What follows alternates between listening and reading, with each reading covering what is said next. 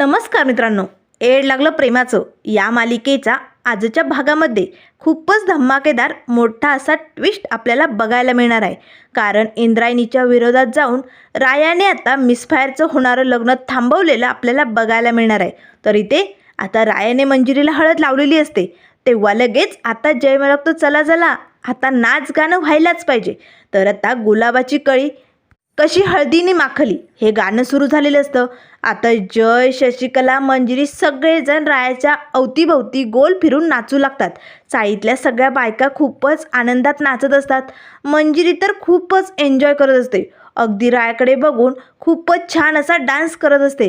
रायाला काय करावं काय बोलावं काही सुचत नाही. तेवढ्यात आता लगेच इंद्रायणी येते. इंद्रायणी आता चाळीत पोचलेली असते. आता जे काही समोर दृश्य चालू असतं मंजिरीच्या हळदीचं ते बघून इंद्रायणीला खूपच राग येतो.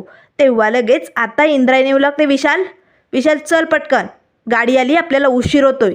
त्याच वेळेस आता राया लगेच नाचणाऱ्या मंजिरीचा हात पकडतो आणि लागतो थांबव थांबव हे सगळं या वेडेपणातनं बाहेर निघ. मी चाललोय, मी खरंच चाललोय, मी तुझी मस्करी करतोय, मी हे लग्न थांबवायला येणार आहे असं तुला वाटत असलं ना तसं होणार नाही. कारण मी इथे येऊ शकत नाही, मी इथे नसणार आहे, मी इकडनं कायमचंच चाललो आहे. त्यावर लगेच आता मंजिरी मात्र इंद्रायणीकडे बघते आणि इंद्रायणी जवळ येताच म्हणू लागते मॅडम आता पुढचा काय प्लॅन आहे तुमचा? नाही तुम्ही माझ्या रायाला माझ्यापासून लांब पाठवायच्या तयारीत दिसताय म्हणून विचारलं. पण जाऊ द्या, तुम्हाला जे करायचं आहे ते तुम्ही करा. पण मॅडम एक गोष्ट लक्षात ठेवा, माझ्या रायाचं माझ्यावरती जीवापाड प्रेम आहे. तुम्ही काय कोणी कितीही प्रयत्न करा हो तरी आमच्या मनात ज्या प्रेमाच्या गाठी बांधल्या गेल्यात ना त्या कोणीच तोडू शकत नाही. तुम्ही काय दुसरं कोणालाच ते जमणार नाही. त्यामुळे तुम्हाला जे करायचं आहे जिकडे रायाला पाठवायचं आहे तिकडे पाठवा. पण माझं प्रेम आणि माझ्या प्रेमाची ताकद त्याला माझ्यापर्यंत घेऊन येणार आणि बघाच राया माझं हे होणारं लग्न थांबवणार. त्याच वेळेस आता लगेच इंद्रायणी लागते अरे बापरे एवढा विश्वास, मग बघूया माझं राजकारण जिंकतंय की तुझं हे वेडं प्रेम. त्याच वेळेस आता लगेच मंजिरी रायाजवळ येते. राया का करतोयस तू हे सगळं? थांबव हे सगळं, मला माहिती तू माझा राया आहे. तेव्हा लगेच राया मला लागतो मिसफायर वेळेपणा करू नको, मी तुझं लग्न थांबवायला येणार नाही आहे. अजूनही वेळ निघून गेली नाही आहे, थांबव हे सगळं, उगाच स्वतःचं आयुष्य खराब करून घेऊ नको. त्यावर लगेच मंजिरी लागते मला पूर्ण विश्वास आहे आणि खात्री आहे माझा राया माझं हे लग्न थांबवायला येणार. विशाल भोसले सर तुम्हाला निघायचं आहे ना, तुम्हाला उशीर होतोय ना, मग तुम्ही निघा. कसं आहे ना तुम्ही इकडनं गेलात तरच माझा राया इथे येऊ शकतो. आणि मला माहिती माझा राया त्याच्या बायकोच्या म्हणजे या मिसफायरच्या गळ्यात दुसऱ्या कुणाचं मंगळसूत्र बघूच शकत नाही. त्यामुळे माझा पूर्ण विश्वास आहे तो येणार म्हणजे येणार. असे म्हणताच इंद्रायणी म्हणू लागते अरे बापरे मग बघूया माझी दहशत जिंकते की तुझं हे वेडं प्रेम. तेव्हा लगेच राया लागतो थांबव थांबव हे सगळं का करतेस तू? त्यावर लगेच मंजिरी म्हणू लागते कारण मला वेड लागले, माझ्या रायाच्या प्रेमाचं वेड लागले आणि माझा राया शब्द पाळणार आहे.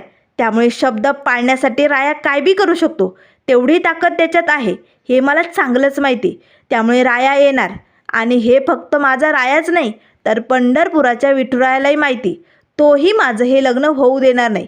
त्यामुळे विशाल भोसले सर तुम्ही निघा आता, तुम्ही गेलात तरच माझा राया मला भेटेल, जा पटकन. आता लगेच राया तिकडनं निघून जातो.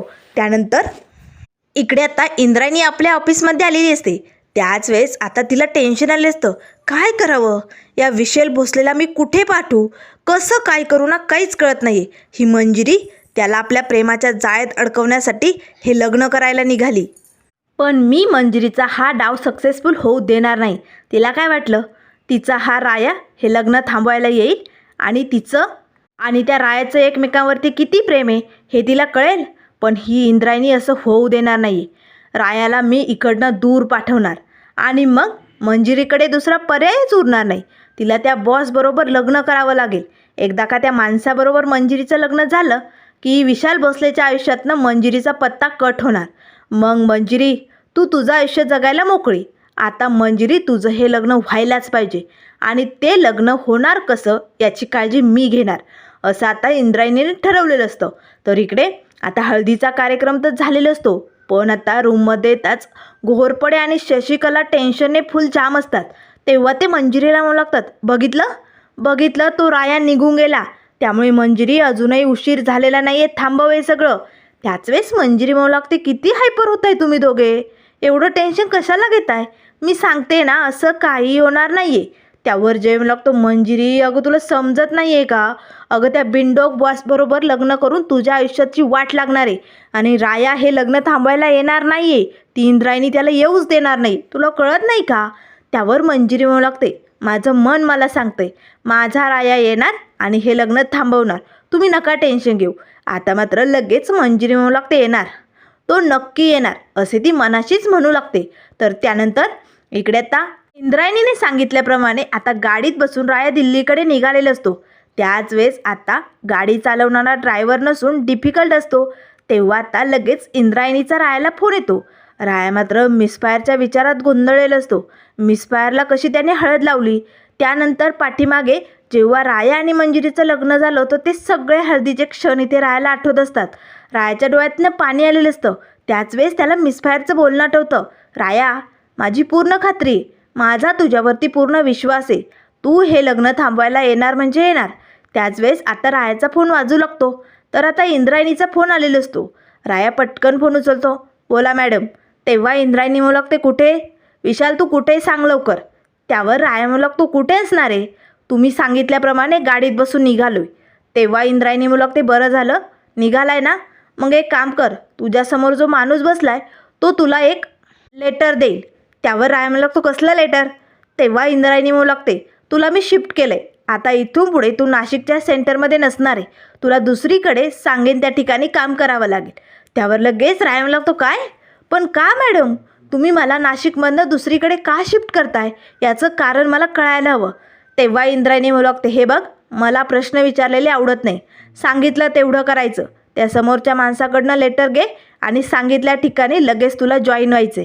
आता लगेच मॅडम फोन बंद करते. रायाला मात्र खूपच राग आलेला असतो. त्याच वेळेस आता राया लगेच त्या ड्रायव्हरकडे बघतो. तर आता तो डिफिकल्ट असतो.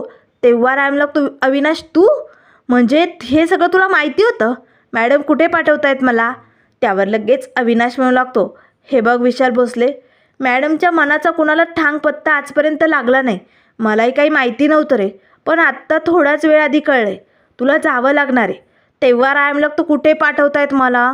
त्यावर अविनाश म्हणू लागतो, ते मला माहिती नाही, पण जिथे कुठे पाठवलं आहे तिथे अर्जंट तुला जॉईन व्हायला सांगितलं आहे, तुला लगेच जावं लागेल.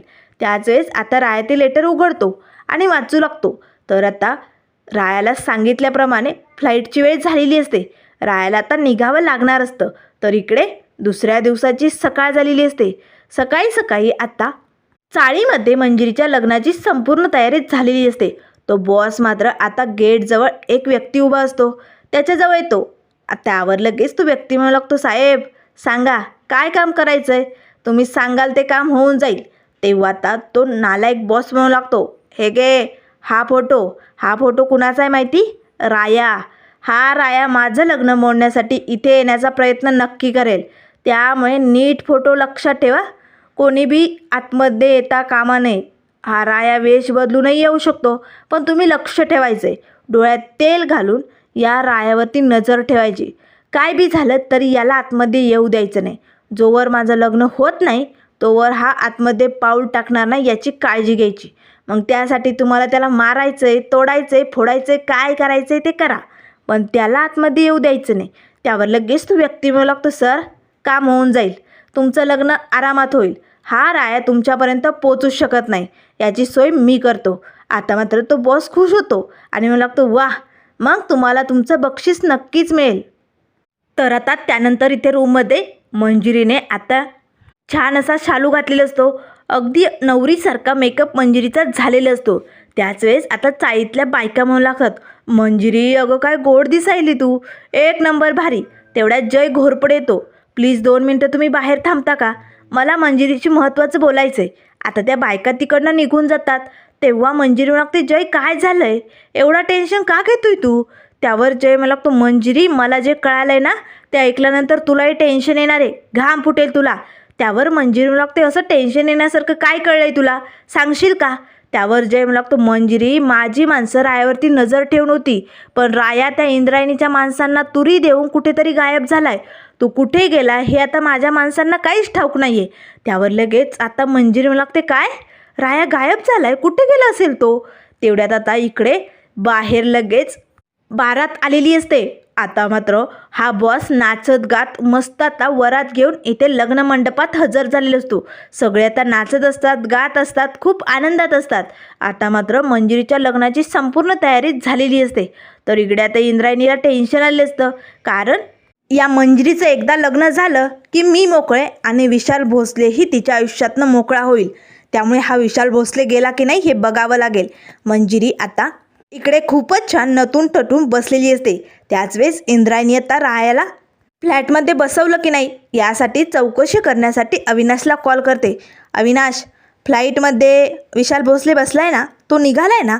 तेव्हा लगेच आता अविनाश म्हणू लागतो, हो मॅडम, मी त्याच्यासोबतच होतो. आता फ्लाईट निघाली. आता विशाल भोसले इकडनं कायमचा निघून गेलाय. तो पुन्हा परत इकडे कधीच परतणार नाही.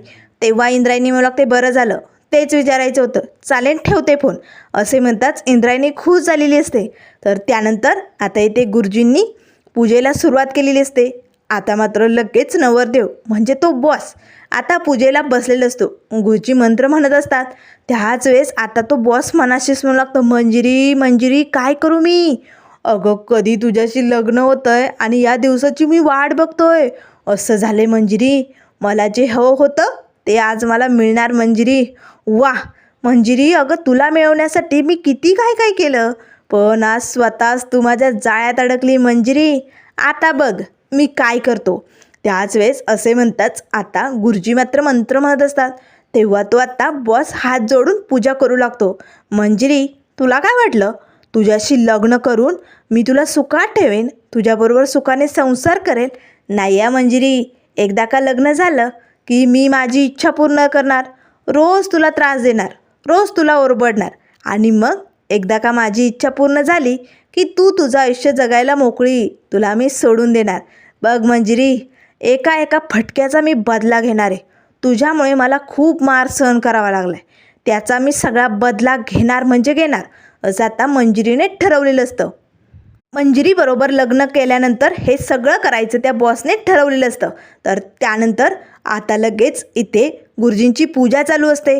तेव्हा लगेच आता तो बॉस म्हणू लागतो, गुरुजी अहो किती मंत्र मारताय तुम्ही, नाही म्हणजे आजवर तुम्ही खूप लग्न लावले असतील, पण हे लग्न जरा अनोखं या, त्यामुळे जरा शॉर्टकट होईल का.